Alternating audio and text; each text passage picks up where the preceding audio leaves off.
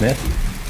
Mr. President, how do you regard the Alabama governor's announced intention to block the integration of the University of Alabama? For instance, do you or does the government plan to use federal marshals as it did in Oxford, Mississippi, if the governor does go through with his announced intention to prevent these Negro students from entering? Well, I hope that would prove unnecessary. I hope this is a matter that can be settled by the local authorities in Alabama. The university, since last October, as Board of Trustees, have taken the position that they would accept a court order. They've now indicated that they'll accept these students. The courts have made a final judgment on the matter, and I would hope that the law-abiding people of Alabama would follow the judgment of the court and admit the students. Every other state in the country has integrated their state university, and I would hope that Alabama would follow that example. I know there's a great opposition in Alabama, and indeed in any state, to federal marshals and federal troops, and I would be very reluctant to see us reach that point. But I am obligated to carry out the court order. That is part of our constitutional system. There is no choice in the matter. It must be carried out. And laws which we do not like must be carried out, and laws which we like. This is not a matter of choice. If it were a matter of choice, it would not be law. So that these decisions must be enforced. Everyone understands that. Now, I cannot believe that the governor wants us to send federal troops there. I cannot believe he wants us to send federal marshals there. I cannot believe that he would not prefer to have the people of Alabama govern this matter and accept the order of the court and maintain law and order. The governor has taken action against federal troops who are now stationed at federal bases in Alabama and has taken the action to the Supreme Court. I said that I welcomed that. This is where these disputes should be settled. So that I would hope that the fact that the governor has chosen to carry out our dispute in the courts indicates that in the final analysis he will accept the judgment of the court in the cases coming up in June, as I would accept the judgment of the courts as to my powers to use control federal troops under certain conditions in various states. We're a people of laws, and we have to obey them. Mr. President, you predicted a sharp drop in the price of wheat as a result of yesterday's referendum. I wondered if consumers can look forward to proportionate reductions in the costs of certain foodstuffs as a result. Well, as you know, the amount that a farmer gets in a loaf of bread is about 1 cent out of so that you won't expect a very sharp drop. What I'm concerned about has been that you would have a drop in prices because you would have a great buildup of surpluses. A free market is regulated by supply and demand. If the supply is greater than the demand, and quite obviously it can be and will be because everyone is now free to plant what they wish, then of course that knocks the price down so that we'll have a combination of lower prices and larger surpluses. We sought to avoid that. But this is a free country, and the farmers were offered their choice, and they made the choice by a great number of them voted for the free market and unlimited production. So we're going to be faced with the problem, but I don't think it will have much effect on the consumer. It might, but I think it's going to cause more difficulty to the economy because it's going to provide these large surpluses, and it's going to, I think, reduce farm income, particularly wheat farmers, and that's not the interest of the consumers, of course, or the farmer. Now, our feed grain bill will give him some relief. We will administer the laws that are now in effect in such a way as to give him maximum protection, the wheat farmer. We'll cooperate in every way we can to maintain his income as high as we can. But I am concerned, as I said before the vote, that production will be increased and income will drop and price will drop.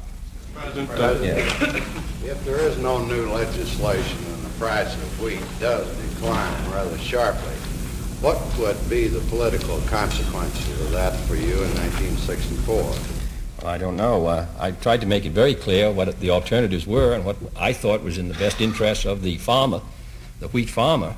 I felt that his best interest would be served by attempting to bring production in line with demand with a adequate income for him. Now, the farmers have chosen to plant freely without controls and without that high support.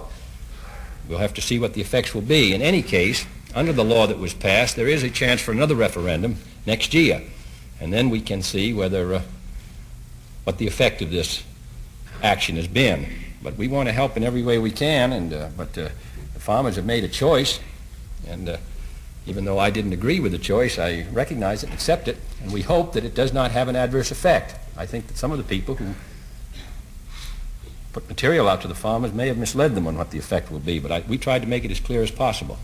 Mr. President, a high-ranking Indian mission has been discussing with you and your advisors India's military assistance requirements. Can you say if the picture is clarified somewhat now, and if there is any commitment by the United States to help India in this regard? So, as you know, at the time of Nassau, both the Great Britain and ourselves agreed to proceed ahead with a program of assistance. The the Indian defense minister is now proceeding on to Great Britain. We're going to be in consultation with the Commonwealth, and we will be giving further assistance to India. Yes, Mr. Lawrence? Did the astronauts raise with you, sir, their desire for another Mercury flight? And do you have any opinion yourself, tentative or otherwise, as to the desirability of another Mercury flight? I think they feel that it's worthwhile. I haven't discussed it with Mr. Webb. NASA should make the judgment, and will make the judgment, and I would not intervene, but they do feel that a flight is useful, and that the experience of Major Cooper has indicated that the time between the last Gemini flight as scheduled, the Mercury flight, and the new Gemini flight, which is a period of almost 18 months, they feel may represent a gap which could be filled very usefully by another Mercury flight. This will be a matter which I think they're going to be talking about this week with Mr. Webb, and which I would discuss with him next week, but the final judgment must be NASA's. Mr. President, how do you feel now about the compromise settlement that was reached at the GATT talks in Geneva? Don't we still have a very long and hard road to hoe, sir, before we start realizing any of the objectives of the Trade Expansion Act? Yes, I think we have a long road to hoe, but we've always known that. When you're talking about economic matters and tariffs, these are all matters which involve very strongly the interests of countries, but I think that the settlement was satisfactory.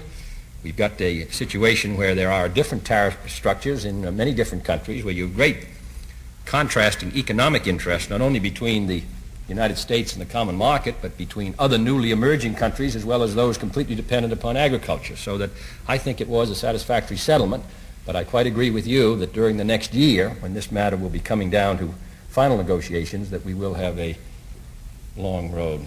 But the one that I think we can travel and should travel and must travel, and because of that was a common realization by both the Europeans and ourselves, is why I think finally an adjustment was reached and we didn't have a breakup. I think the fact that we did make that adjustment and compromise or final agreement indicates that both sides realize that the West cannot possibly afford to have a breakdown of trade relations.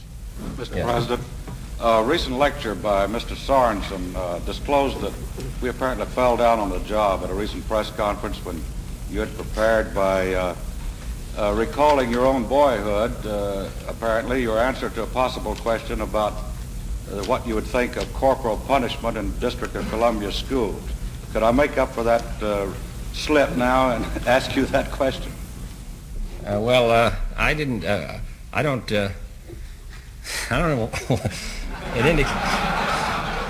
I thought the idea was that conference had passed into history and that you'd never have a chance to ask that question. But as long as it hasn't, I think when we talk about corporal punishment, we have to think of our own children, and we're rather reluctant, it seems to me, to have other people administering punishment to our own children. But because we are reluctant to do so, it seems to me puts a special obligation upon us to maintain order and to send children out from our home who accept the idea of discipline. So that if I had to, I would not be for corporal punishment, but I would in the school, but I would be for very strong discipline at home so that we don't place an unfair burden upon our teachers. Mr. President, sir, on your forthcoming trip to Europe next month, can you tell us whether you plan or have any hopes of meeting with Pope John in Rome? Yes, I would hope to. We plan to? Yes, I plan. We have a plan to, and I'm hopeful that we will. Mr. President, Republicans have charged that some kind of agreement exists or may exist someday for our abandoning Guantanamo Bay naval base. Could you comment on that, please, sir? Well, I think that charge indicates, as some of us perhaps, or some people had suspected before, that there was some political motivation in some of the attacks upon our policy with regard to Cuba. That, of course, is completely untrue. It has never been considered. It will not be done. And to raise that with no evidence, merely because we happen to be putting in an acoustical center for improving our underwater detection system in Bermuda and strengthening a naval base in Puerto Rico, from those two actions it was deduced that we must be giving up Guantanamo. I would hope that we would find a good deal more realism in Republican conversations about foreign policy, because that's untrue. They know it's untrue, but it may be the sort of thing we're going to hear now for the next 18 months. Yes. Governor Rockefeller, Governor Romney, and Senator Goldwater, none of these gentlemen are willing to admit that they're candidates in 1964. I wonder if, to your experienced eye, any of them looks like a candidate, and if you'd care to be a little more frank than they are about your plans.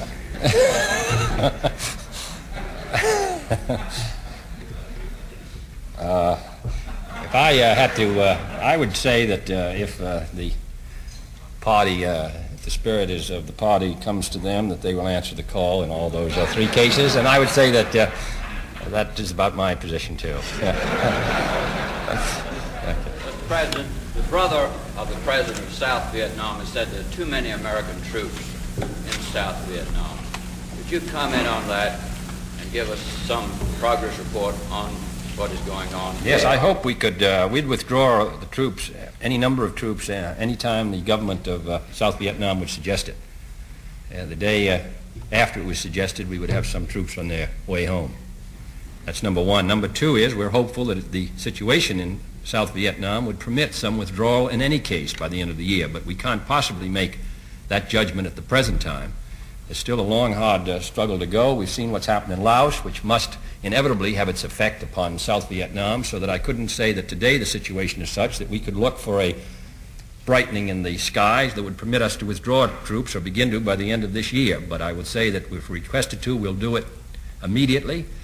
As of today, we would hope we could begin to perhaps do it at the end of the year, but we couldn't make any final judgment at all until we see the course of the struggle in the next few months. President, are we providing any material assistance currently to any Cuban refugee organization, any Cuban exile organization? Well, we may well be, but you'd have to make the question more precise. Well, any arms or financial assistance on a regular basis to any specific organization? Well, none that I'm familiar with. President, I think new legislation... In addition, I don't know whether it would be a matter which I'd want to discuss here in any case, but to be answered your question, I don't think as of today that we are, but I wouldn't want to go into details if we were. Yes, Mr. Wilson? Mr. President, I think new legislation is being introduced today by some of the people who opposed your wheat plan, providing for a soil bank arrangement of acreage retirement and other features. What is your attitude toward legislation of that kind? Well, I'd have to take a look at it, Mr. Wilson, and see what effect it would have on production and how much it would cost. Of course, any plan that offered us a hope of reducing the surpluses, of maintaining the farmer's income, and that was not excessive in cost, we would certainly listen to. I don't know why. I'm not familiar with any proposal which was made by any of the Republicans, if that's who proposing it, at the time when we proposed our wheat plan. But if there's any plan that offers us hope of accomplishing those three objectives, we would, of course, look at it. I think it would be difficult to get a bill by the Congress. As you recall, the bill which led to the referendum was very close. There's no indication that there is a consensus on agricultural matters in the Congress between the House and Senate. On the feed grain itself, which I think has been very successful, passed by a very close vote. So we would have to take a look at the details of the bill. But as of now, I looked at the statement of Congressman Albert, the majority leader. He indicated that he did not think that any bill would pass this year. Mr. President, sir, in El Paso, there are 900 jobs in the smelter dependent on some executive action by you. And according to the mine, mill, and smelter workers and management there, and even the Chamber of Commerce, there are plants in Denver and Colorado and California and other states that are also dependent on executive action that you might take in reallocating lead quotas from South Africa. I wonder how you think this affects domestic mining and what you plan to do about it. Well, I'm not familiar with the matter, Mr. McClendon. I'll be glad to look into it, but I'm not familiar with what the executive powers might be in regard to the importation of lead from South Africa, nor am I familiar with the exact quantity of lead we're receiving from South Africa. But I'll be glad to look into it. Mr. President, there's still quite a lot of discussion in the Congress, Senator Lauschie among others, on the increasing buildup militarily of Cuba.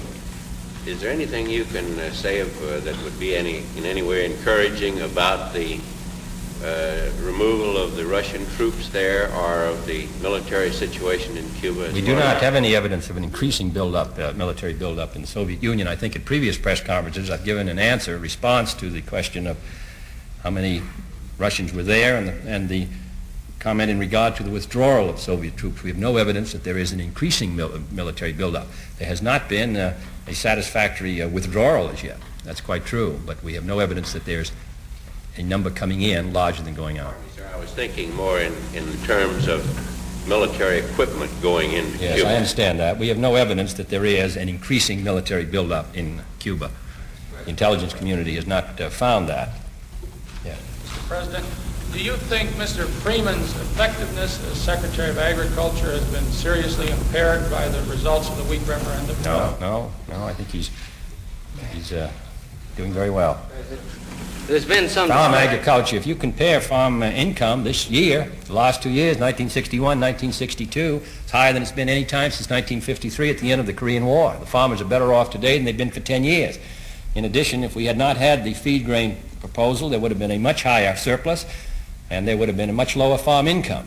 So I think that while this is a very complicated problem because automation has hit the farmers much harder than it's hit any other element in our community, and their production is growing faster than our consumption, and therefore this has a tremendous effect on support prices, and it has a tremendous effect, of course, upon the market price.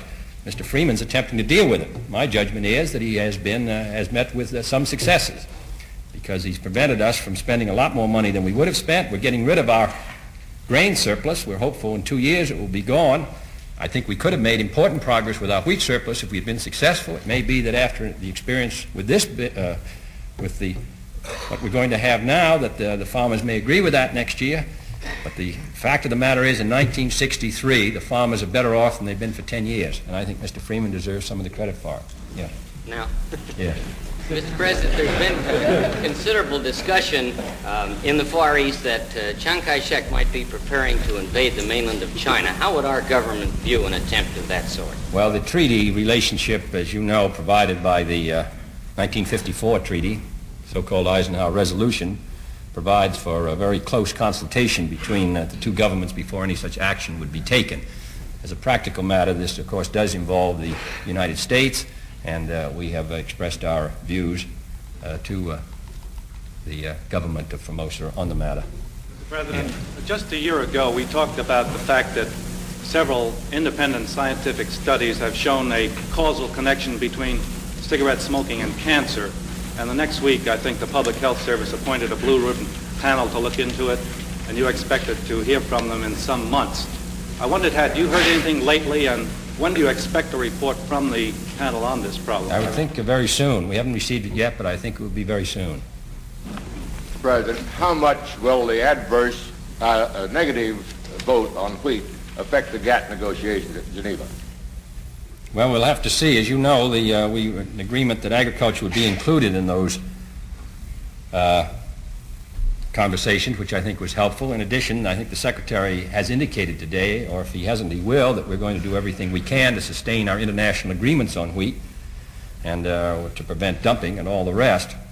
But quite obviously, we are in the process of attempting to persuade others to limit their agricultural production so we don't have a worldwide surplus and a worldwide depression in agricultural commodities. And when we make a choice for overproduction, which is what the choice was and what the effect will be, it's bound to make it more difficult for us to persuade other countries not to open wide the gates themselves.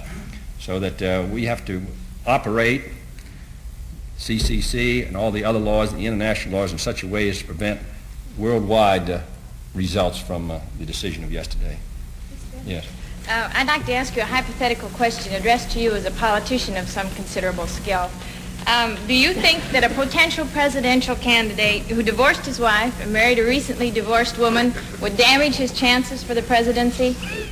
Well, I must say that neither as if I occupied the position you described or speaking personally, would I want to comment on it. President? Mr. President, sir, are you considering asking Congress for new civil rights legislation as a result of the recent developments down south? Yes, we are considering, as a result of the recent developments, as a result of the Supreme Court decision yesterday, we are considering whether any additional proposals will be made to the Congress, and the final decision should be made in the next few days. As you know, we have several proposals up there now dealing with voting, extension of the Civil Rights Commission, and conciliation service, but I think there may be other things that we could do which would provide a legal outlet for a desire for a remedy other than having to engage in demonstrations which bring them into conflict with the forces of law and order in the community. I would hope that we would be able to develop some formulas so that those who feel themselves, or who are, as a matter of fact, denied equal rights would have a remedy. As it is today, in many cases they do not have a remedy, and therefore they take to the streets, and we have the kinds of incidents that we have in Birmingham. We hope to see if we can develop a legal remedy. Yes, Mr. Thompson. President, a group of students in California are very perturbed because their prom has been addicted by your $1,000 a plate dinner. I wonder if you might comment on their dilemma and offer any advice to them. Well, I just heard about it a few minutes before I came here, and I can assure you that if there isn't a satisfactory place for them, that we'll postpone our dinner, and I'll come out on some other occasion. President, I have a question about the nuclear test ban proposal. Mr. Harold Brown has said before a Senate committee that we could accept as few as 6 on-site inspections. Do you think that there is further ground for us to move now to approach the Soviet Union in a test ban situation? Well, that's the position we've taken more publicly has been 7. There's been discussion of 6. Mr. Brown, whose judgment I value highly, has not set the official government position. He was giving his judgment as a scientist. There are a good many other questions that must be settled. We've suggested to the Soviet Union that we would consider the makeup of the inspection team, the rules under which the inspection team would operate, the area where there could be drilling, all these other questions. And then if we could get those settled, we could then come finally to the question of the number of tests. The Soviet Union has refused, however, to consider these other matters until we agree with their position of 3. Now, has not been an acceptable negotiating position. We feel that we ought to try to wind up all the other questions which divide us. Then we could finally come and decide what would be, given the arrangements we've made for these other matters, what would be a responsible number of tests. But we are back and forth to the Soviet Union, and we're still hoping that we can find perhaps an easing of their position. Where is the genie, sir? Is it out of the bottle or in the bottle? Well, it's neither in nor out right now, but I would say that we'll know by the end of the summer whether it's finally out. I've said from the beginning that it seemed to me that the pace of events was such in the world that unless we could get an agreement now, I would think the chance of getting it would be comparatively slight. We are therefore going to continue to push very hard in May and June and July in every forum to see if we can get an agreement, which I regard as but I will say as of now, since December, there has been no change in the Soviet position on the number of tests, nor willingness to discuss in any way any of these other questions until we accept their position of December, which is not a satisfactory position for us. Are we about to move, sir? We're not going to move. On the question of the number of tests, as I indicated, what we are proposing is we settle the other matters and then come to the number of tests. So in answer to your question, we're not moving at this time on the number of tests. Thank you, Mr. President. Thank you.